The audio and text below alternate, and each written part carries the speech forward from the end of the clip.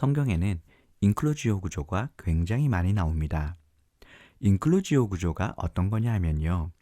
글의 처음과 끝에 같은 단어, 같은 문장, 같은 주제나 같은 내용을 써서 여기서부터 여기까지는 같은 문학적 단위라는 것을 표현하면서 동시에 여기서부터 여기까지는 이 주제로 얘기할 거다라고 하는 것을 나타내 주는 것이 바로 인클루지오 구조입니다.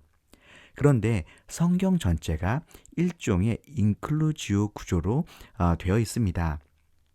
성경 처음 창세기 1장부터 3장과 성경 마지막 요한계시록 20장부터 22장의 내용이 같습니다. 창세기에 하나님께서 창조하신 세상, 좋다, 정말 좋다라고 하셨던 그 세상이 요한계시록의 마지막 새하늘 새 땅에 다시 완벽하게 재현된다라고 하는 것입니다.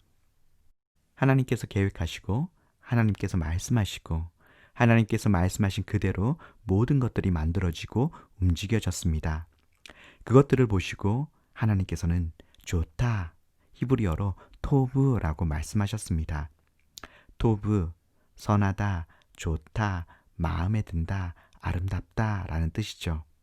그러니까 토브, 선한 것은 어떤 것이 선한 것이냐 하면 하나님의 뜻대로 하나님께서 말씀하신 대로 다 이루어지는 것이 바로 선한 것입니다.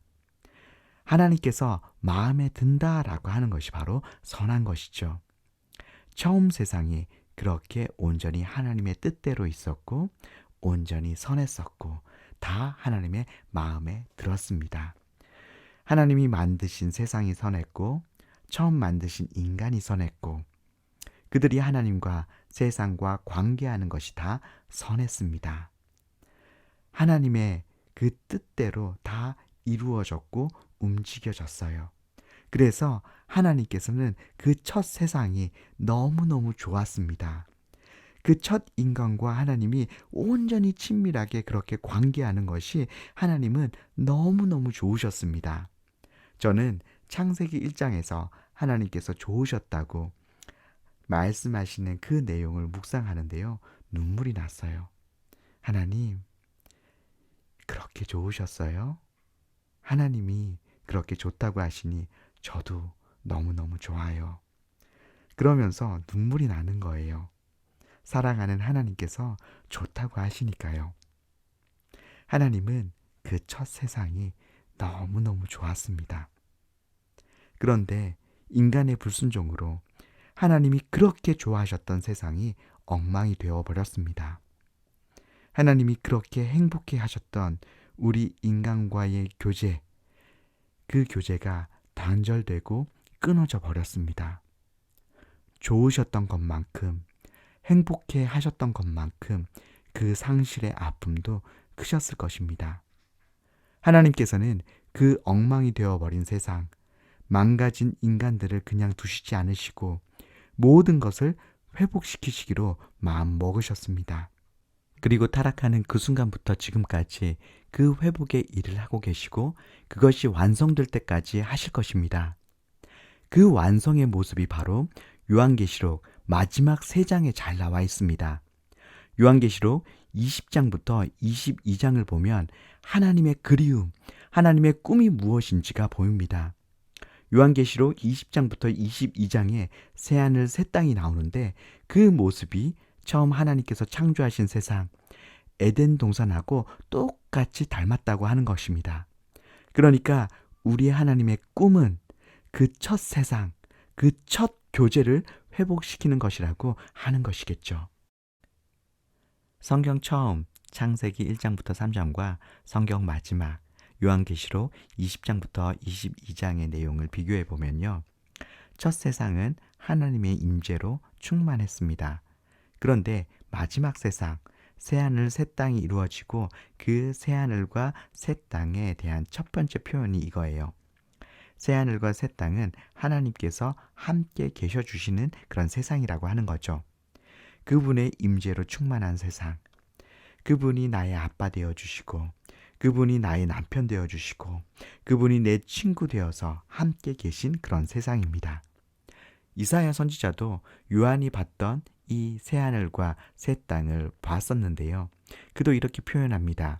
이사야 65장 17절에 하나님께서 새하늘과 새 땅을 창조하시는데 그곳에는 하나님께서 함께 계시면서 24절에 보면 하나님이 우리가 부르기도 전에 응답하시고 우리의 말이 마치기 전에 하나님이 들어주신대요.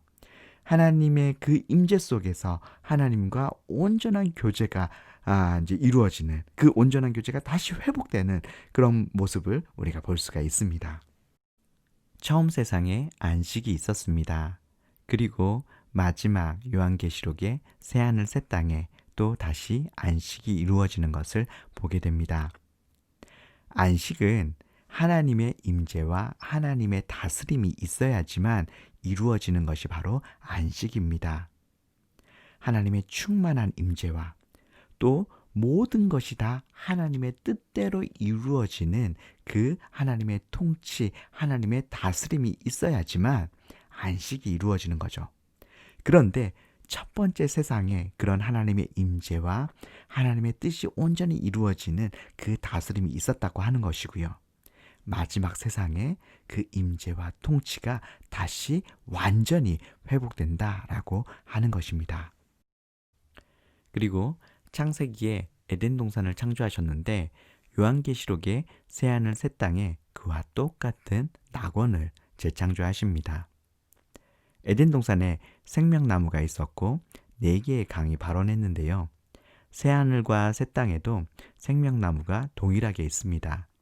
그리고 하나님과 어린 양의 보좌로부터 생명수의 강이 흘러나오는 것이죠.